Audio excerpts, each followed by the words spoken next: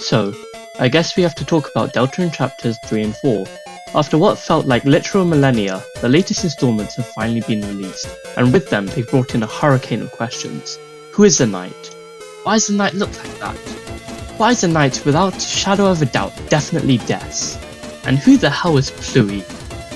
With all of these valid and equally important questions, a slightly smaller, but still interesting one has kind of been swept under the rug. What exactly was the relationship between Dess and Asriel like, and what importance will it have? When we first get a proper introduction to Dess, and introduction is a strong word here, we literally just get 3 lines about her from Noelle, but she mentions the time December wiped away her tears with Hussey's jacket. This itself was suspect. But we get a lot more information when we make the definitely ethical decision in chapter 4 to sneak into Noelle's missing sister's room to rummage through her personal belongings. Asriel's DNA can be found all over the room. His clothes are in her closet, an unopened Scars CD, presumably a gift from him, sits on her drawer, and his retainer can be found in a box of Dess's stuff. So they were for sure dating, right? You don't just leave your clothes and retainer in someone else's home unless you're close with them. I mean, the fact that there's nothing of Chris's or Noelle's stuff in the room either kind of hints at a special relationship between the two. It also follows what now appears to be Toby's preferred method of writing characters who have or will date in the future, making them completely opposite to each other. Undyne and Alphys back in Undertale were almost explicitly written to be opposites to each other.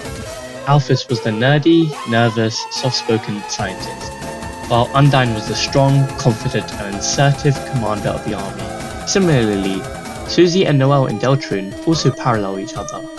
One is outspoken and brutally honest with the others, and the other is much more shy and timid. From everything we know about the two, Asriel and Dess act in exactly the same way.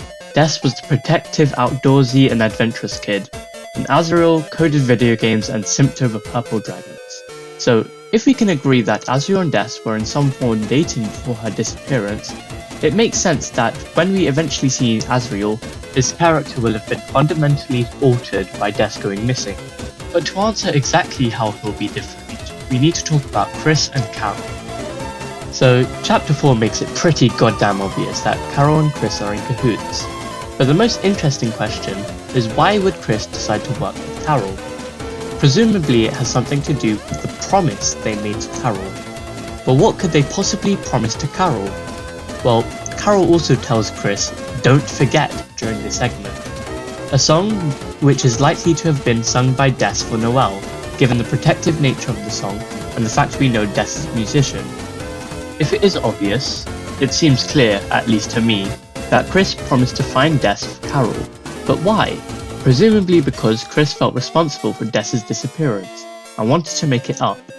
So if you believe this admittedly weak line of argument, then we can assume Chris has some responsibility in Dess going missing, and if Asriel knew about this, I don't think he'd exactly be happy, especially if he and Dess were as close as they seemed. If Chris is so desperate for Asriel to come back home, as we are led to believe, by them searching up the holiday dates for college over and over again as we see in chapter 2, then why haven't they called Asriel at all? Why haven't we heard a word from him throughout the whole game? Either Asriel is dead, which is surprisingly still a viable theory in 2025, or Asriel just doesn't want to call home. Almost like something, or someone there, reminds him of something too difficult to think about. When we meet Asriel, hopefully at the end of chapter 5, I don't think he'll be the innocent, sweet little boy we knew in Undertale, or that has been described to us by the hometown's residents. I think we'll find a jaded, turmoiled boy who bitterly hates his brother for something they long did in the past. Perhaps this is the reason Chris promised to find Dess in the first place anyways, to prove their innocence to their brother, in a similar way to how their dad wants to prove his innocence to his wife. But yeah, that's basically the theory. Chris is somewhat guilty in Dess's disappearance and has made a promise to Carol in order to find her to salvage his relationship with his brother, who blames them for it all. But what do you guys think? Is there one piece of evidence I haven't seen which discredits weeks worth of work? Please let me know repeatedly down in the comments.